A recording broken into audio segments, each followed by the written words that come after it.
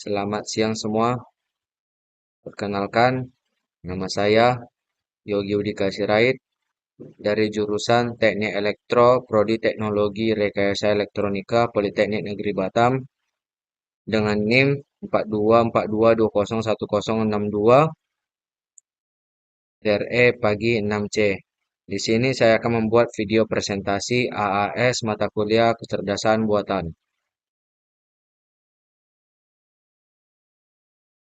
Adapun soal dari AAS kecerdasan buatan di mana pada AAS ini kita melakukan signal prediction di mana sebuah sinyal acak akan menjadi data learning bagi NN backpropagation. Input ada dua, X1 dan X2, sedangkan outputnya ada Y. Proses yang dilakukan yang pertama, buat sinyal acak dengan jumlah sampel 1000. Dan kemudian lakukan learning dengan input X1 dan X2 dan output Y sebanyak 1000 sampel. Dan kemudian ada setelah learning, kemudian lakukan feed forward dengan melakukan run pada program feed forward tersebut. Sehingga seolah-olah feed forward sedang berusaha menggambar dari sinyal acak tadi. Dan kemudian lakukan analisa dan evaluasi seperti jumlah epoch diubah, rate diubah, atau lain sebagainya. Nah, di sini saya menggunakan aplikasi Visual Code Studio dengan program menggunakan Python untuk menjawab soal AAS kecerdasan buatan tersebut yang sudah saya bacakan tadi. Ini merupakan contoh program untuk menjawab soal tersebut.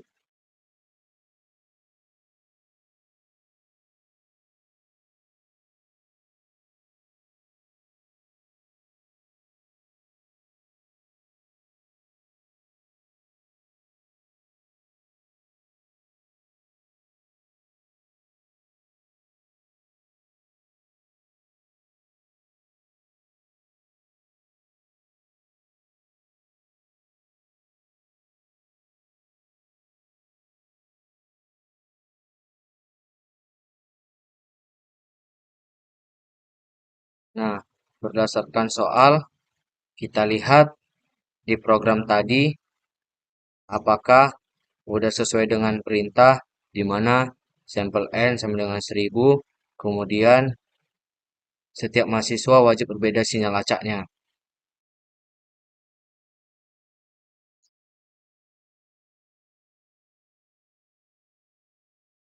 Di sini saya ingin memberitahu di mana sinyal N itu atau jumlah data yang 1000 dengan 1000. Nah, ini merupakan sinyal jumlah data yang tadi, sampel tadi yang 1000. Kemudian untuk setiap mahasiswa wajib berbeda sinyal acaknya. Ini saya buat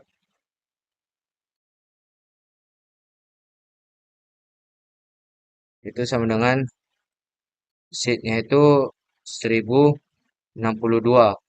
sesuai dengan 4 angka NIM terakhir saya. Kemudian ada jumlah epoch dan learning rate yang dibuat di sini, di mana epoch training pertama yang saya masukkan di program itu 1000, kemudian learning rate 0,01 dan neuron atau hidden layer-nya itu sama dengan 20. Kemudian coba saya runningkan program ini.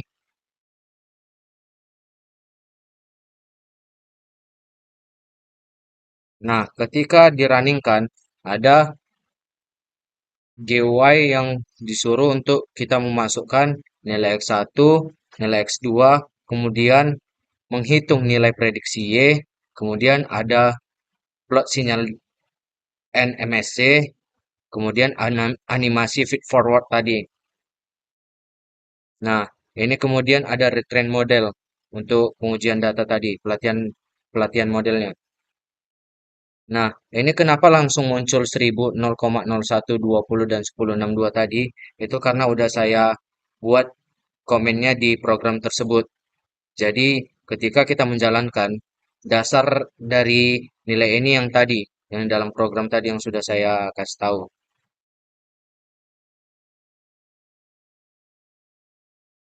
Nah, berdasarkan GUI ini saya ingin memasukkan data-data yang tadi ingin dilakukan perubahan.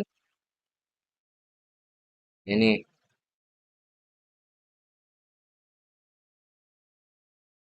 ketika ada perubahan.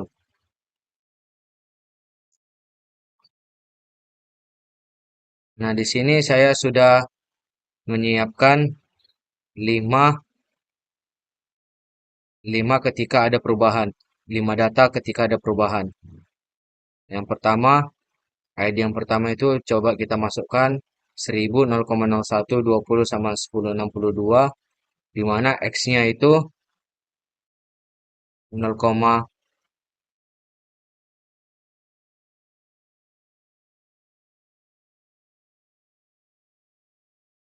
dan X2 0,8. Ini terlebih dahulu kita retrain model dulu.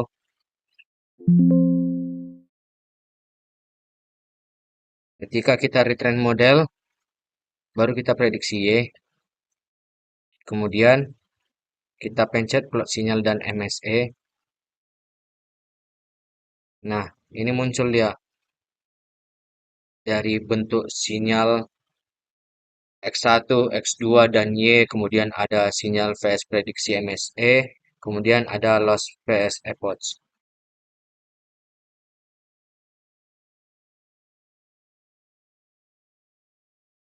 Nah, ini ketika kita animasi feed forwardnya. Seolah-olah dia menggambar tadi feed forwardnya. Yang biru merupakan prediksi feed forward yang orange sinyal aslinya.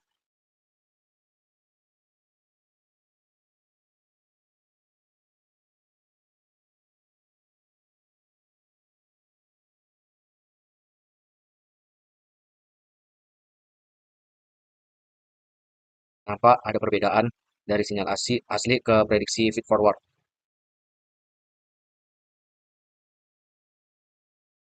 Nah, mungkin bisa kita close saja. Kemudian kita masukkan data yang kedua di mana epoch-nya 3000, learning rate-nya 0,01, neuronnya 20. Mungkin ini semua sama, yang diubah cuma di bagian epoch. Setelah kita ubah di bagian epoch, kita retrain model lagi, pelatihan model. Setelah model berhasil dilatih ulang, baru kemudian kita upload sinyal dan MSR lagi. Ini keluaran dari data yang nomor 2.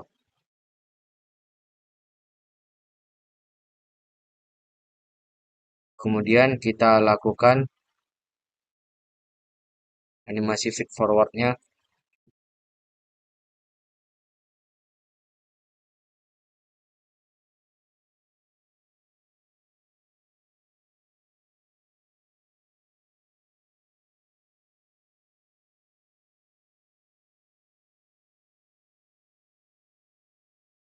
Menggambar prediksi titik demi titik.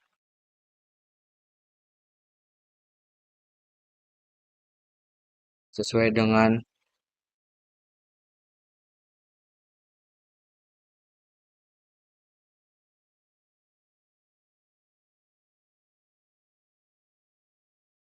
ini, yang tadi. Sehingga seolah-olah feed forward sedang berusaha menggambar dari sinyal acak tadi, sinyal asli tadi, yang sudah kita buat. Ini yang tadi sudah kita tentukan nilainya 1062.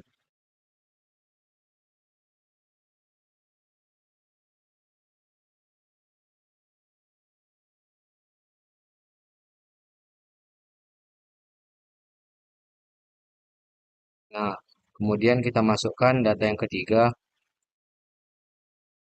Di sini ada perubahan di bagian epoch dan learning rate.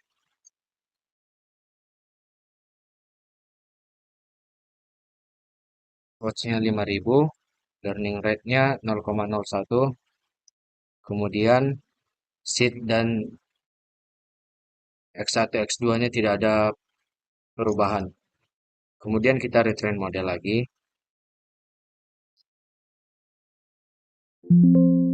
Ketika kita memasukkan data baru, kita harus memencet retrain model.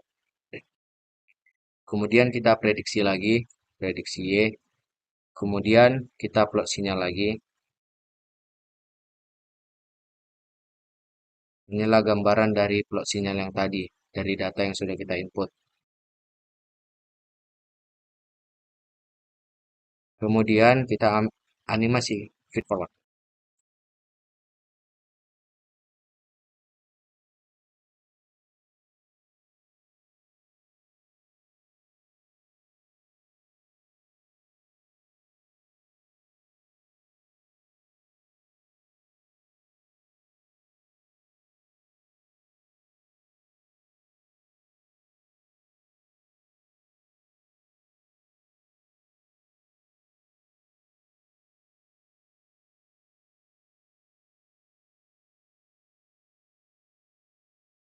Oke, selesai. Kemudian kita masukin yang keempat. 1000, 0,5, 20, yang lainnya tetap cuman ada perubahan di bagian learning rate sama yang level tadi, kembali ke awal. 1000, 0,5, kemudian kita retrain model lagi, kemudian kita prediksi Y, kemudian kita plot sinyal. Nah, ini merupakan hasil dari grafik ini merupakan hasil dari input data yang barusan.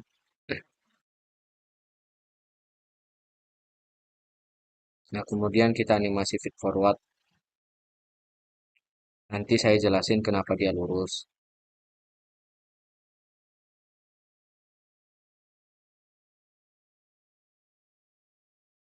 Ini hasil prediksi feed forwardnya. Setelah kita memasukkan data yang tadi, yang di dalam GUI seperti X1, X2, baru prediksi Y, kemudian epoch, learning rate, seed, sama neuron atau hidden layer.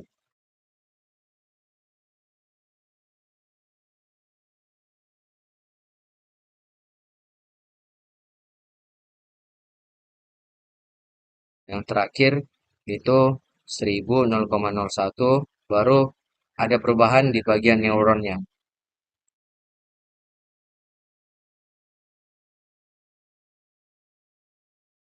1000, 0,01, kemudian 100 jumlah neuron, terus setelahnya tab, ya kita retrain lagi, retrain model, kemudian kita prediksi lagi, kemudian kita plot sinyal. Nah, inilah gambarannya, di mana ini yang warna biru-biru ini itu adalah sinyal asli, kemudian yang hitam adalah prediksi feed forwardnya, membentuknya gimana. Ini bisa kita lihat ketika animasi feed forward.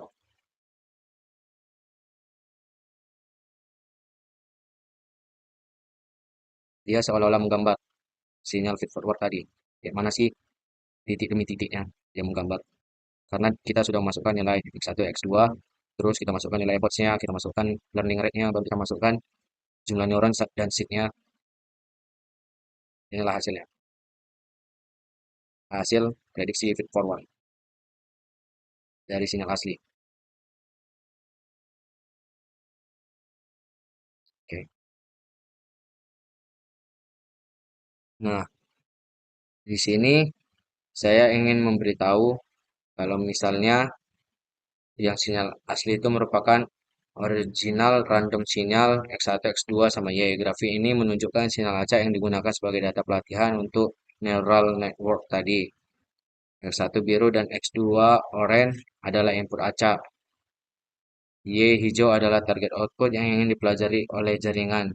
Data terdiri dari 1000 sampel yang telah dinormalisasi, diubah ke skala -1 sampai 1 agar proses pelatihan lebih stabil. Kemudian, sinyal vs prediksi MSE.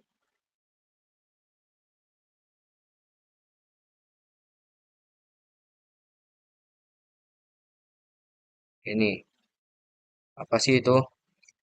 Nah, grafik ini menunjukkan hasil prediksi model dibandingkan dengan data sebenarnya. Sinyal asli biru adalah nilai target sebenarnya dari Y. Nilai dari hasil X1, X2, kemudian kita tadi melakukan prediksi Y.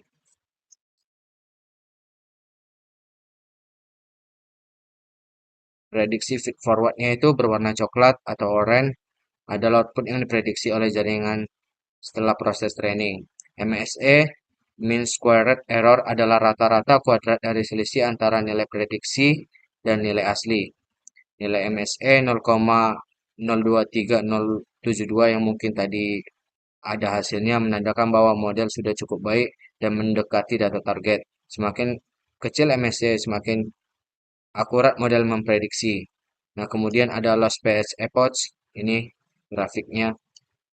Apa sih itu? Grafik ini menggambarkan penurunan loss atau error selama proses pelatihan jaringan saraf.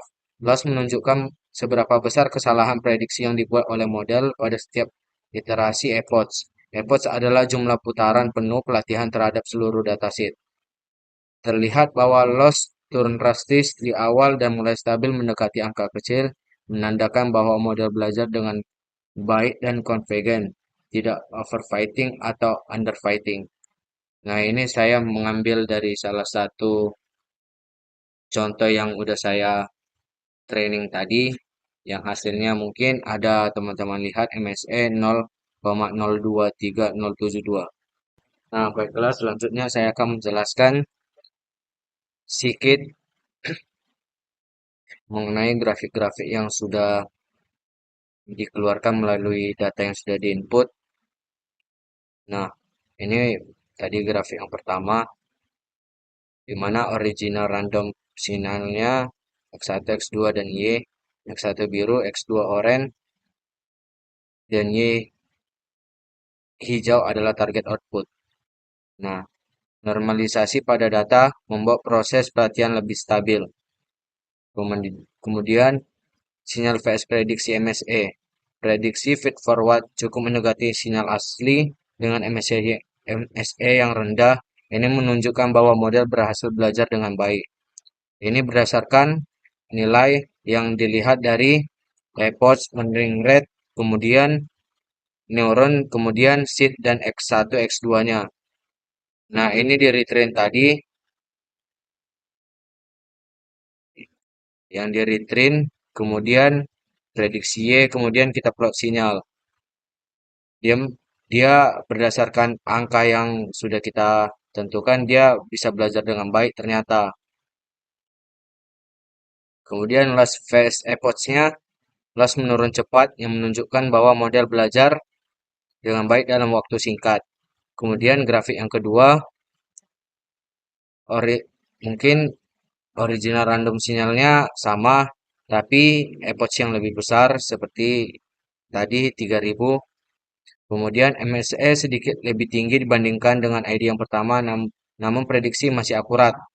Prediksi lebih halus dengan tambahan epoch. Ini epoch yang tadi. Loss menurun lebih lama menunjukkan bahwa lebih banyak epoch memberikan model waktu lebih untuk belajar. Ini menurunnya lama karena ada proses data 3000 data untuk nilai epoch tadi 3000 data yang untuk dilakukan pembelajaran. Nah, kemudian yang ketiga mungkin sama nilai yang lain, kemudian learning rate-nya sangat rendah 0,01. Nah, sinyal VS prediksi MSE lebih tinggi dari ID1 dan ID2. Ini ya, ini yang lebih tinggi. Ini yang lebih tinggi. Menunjukkan bahwa model belajar lebih lambat dan kurang akurat. Loss vs epoch. Loss turun sangat lambat karena learning rate yang sangat rendah. Yang rendah.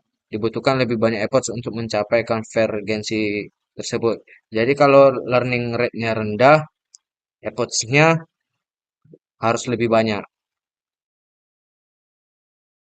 Cuman tadi di uji data yang saya buat, learning rate-nya 0,01, epoch-nya 5.000. Mungkin bisa diubah menjadi lebih banyak lagi. Atau kemudian di neuronnya yang mempengaruhi juga bisa. Itu kita bisa retrain sendiri. Kemudian yang dimana tadi grafik yang keempat kita lihat prediksi feed forward-nya itu lurus. Nah, berdasarkan data kita lihat di sini epoch-nya 1000, learning rate-nya 0,5 dan neuronnya 20. Jadi dia di learning rate-nya aja yang 0,5 tapi epoch-nya 1000.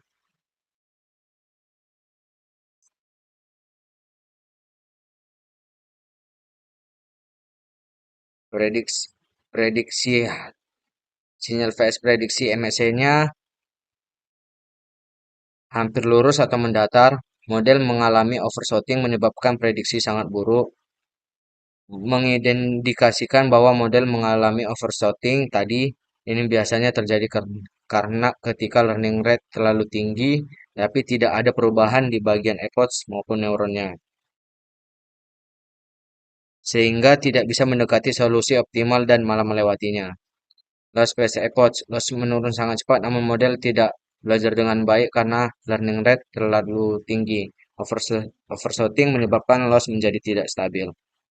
Kemudian yang terakhir di grafik nomor 5, ini saya mengubah neuronnya menjadi 100.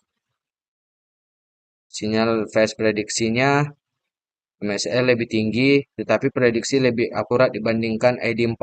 ID4 tadi lurus. Penggunaan neuron lebih banyak bisa membuat model lebih kompleks dan lebih presisi.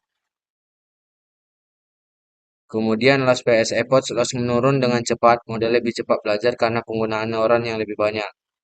Nah, dengan kesimpulan umum, bisa kita simpulkan bahwa model dengan epoch lebih banyak memberikan prediksi yang lebih baik, tetapi dengan waktu pelatihan yang lebih lama. Kemudian, ketika learning rate rendah menyebabkan pelatihan lebih lambat, tetapi lebih stabil dalam jangka panjang. Yang kemudian, adanya overshooting yang menyebabkan prediksi tidak akurat. Itu berdasarkan nilai learning rate-nya tadi, yang terlalu besar. Kemudian, jumlah neuron yang lebih banyak memberikan akurasi yang lebih baik, tetapi bisa menyebabkan overfitting jika tidak diatur dengan tepat. Itu tadi. Pokoknya berdasarkan bagus atau tidaknya hasil pelatihan itu kita melihat nilai epoch-nya, learning rate-nya, jumlah neuronnya, dan seed-nya. Karena nilai X1 sama X2 itu kisaran dari 0 sampai 1 doang. Jadi nggak lebih dari angka 1 untuk NN backpropagation. Mungkin itu saja penjelasan saya mengenai NN backpropagation. Lebih dan kurangnya saya mengucapkan permohonan maaf. Di akhir saya ucapkan terima kasih sudah menonton video ini.